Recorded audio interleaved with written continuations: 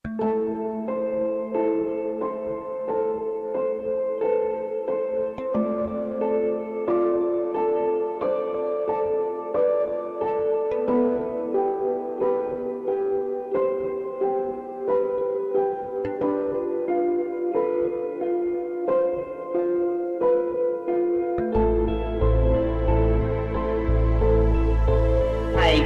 tayo ngayon sa General Santos Academy Incorporated kung saan tayo ay magtatanong sa kanila kung sila ba ay umiinom o hindi.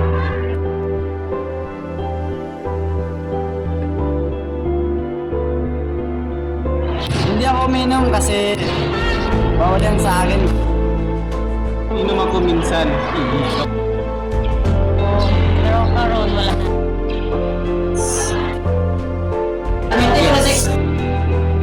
Yes, I am drinking ladies' drink only.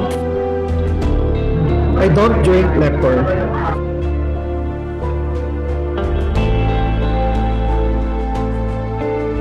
For me, alcoholism is, syempre, meron siyang negative and positive side. But for me, it is positive. Why? Because it is my way of stress reliever. Tanggal depressed sometimes. It's negative. I think especially if there's no purpose of doing that. There are some people who drink occasionally because there is that occasion or there's a party or a gathering, so they are compelled to drink. But if there's no reason like that, I think there's no need to drink. It's just a waste of money and a waste of time. You better do things that are more sensible than that. I do that in my own life. I don't drink. I would rather do things that are more important than drinking.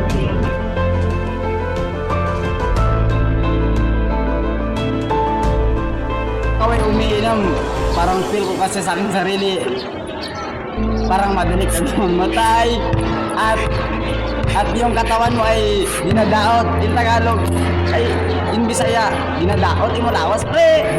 Then tapos kung ang epekto niyan, tapos ikay umiinom ka kasi ikay parang manyak or anong diskandera nga imong bagot sa isa kataw niya, imong matripan o imong kuanon, imong biga-bigaan. For example, sa mga chicks niya kung hubog ka, bis ka nakasyota, ala choy, tulugi choy, anak, pero ginainom sa akin, Inom ako minsan. Kapag may problema at kapag pagod ako, hindi naman maiwasan kapag nag-iinom ka kasi hindi mo na maiwasan yung mga barkada mong gago. Pero ang pangit lang sa pag-iinom ay kapag masurahan ka na inom, hindi mo alam ang gagawin mo at saka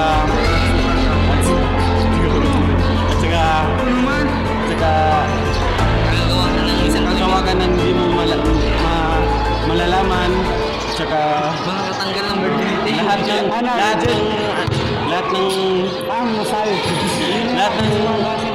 lahat ng gawain mo hindi mo na maalala. Ang alcoholism is itong iniinom, halimbawa ako ay uminom ng alcohol pero paminsan-minsan lang. Halimbawa mayroong mga birthday o mga activities, so alam natin yung alcohol ay nakakasira din sa ating katawan, diba? Halimbawa inom ng alcohol, hindi naman na sobrang-sobra, yung tama-tama lang sa iyong katawan. Dahil meron din epekto niyan, halimbawa nagkaroon tayo ng sakit, halimbawa isa ng ating baga, kasi at ating atay, kasi maraming namamatay dahil sa alcohol.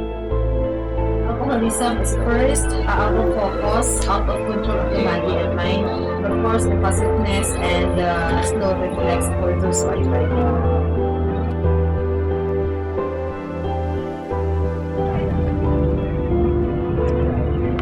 Magandang umaga. Narito ako ngayon sa isang bilihan ng mga botelya ng ating mga iniinom.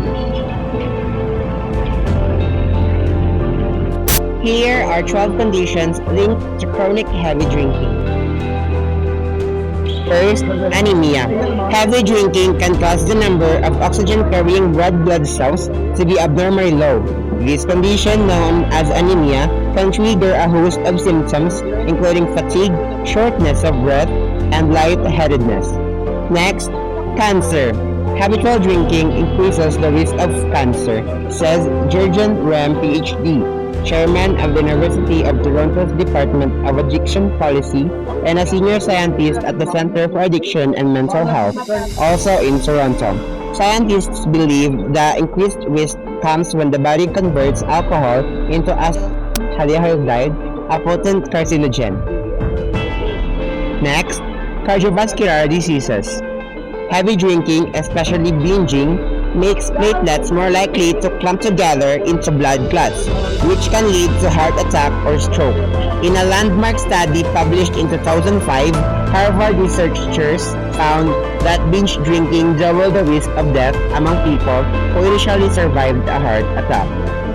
Cirrhosis. Alcohol is toxic to liver cells, and many heavy drinkers develop cirrhosis, a sometimes lethal condition in which the liver is so heavily scarred that it is unable to function. But it's hard to predict which drinkers will develop cirrhosis. Dementia. As people age, their brains shrink, on average at a rate of about 1.9% per decade. That's considered normal, but heavy drinking speeds the shrinkage of certain key regions in the brain, resulting in memory loss and other symptoms of dementia. Depression.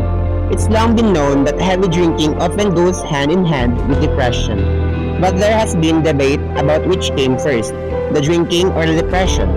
One theory is that depressed people turn to alcohol in an attempt to self-medicate, to ease their emotional pain, but a large study from New Zealand showed that it was probably the other way around. Seizures. Heavy drinking can cause epilepsy and can trigger seizures even in people who don't have epilepsy. It can also interfere with the action of the medications used to treat convulsions. Gout. A painful condition, gout is caused by the formation of uric acid crystals in the joints. Although some cases are largely hereditary, alcohol and other dietary factors seem to play a role. Alcohol also seems to aggravate existing cases of gout. High blood pressure. Alcohol can disrupt the sympathetic nervous system, which, among other things, controls the constriction and dilation of blood vessels in response to stress, temperature, exertion, and etc. Heavy drinking and binging, in particular, can cause blood pressure to rise. Over time, this effect can become chronic. High blood pressure can lead to many other health problems, including kidney disease, heart disease, and stroke. Infectious disease.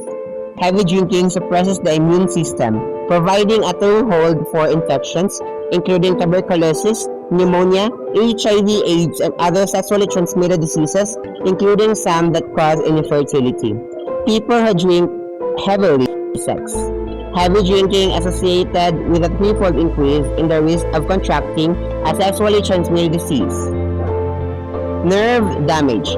Heavy drinking can cause a form of nerve damage known as alcoholic neuropathy, which can produce a painful pins and needles feeling or numbness in the extremities as well as muscle weakness, incontinence, constipation, erectile dysfunction, and other problems.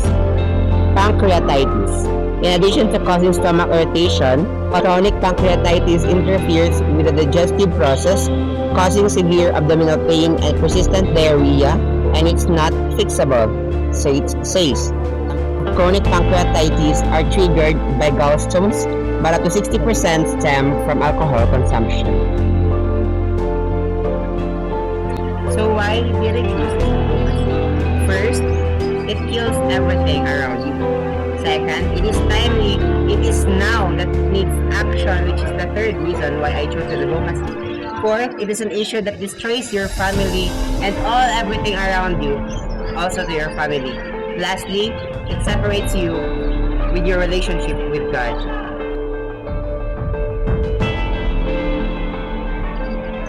Once again, I am AngeloMedez, and I am no to addiction to alcoholism. Yes, no longer lie.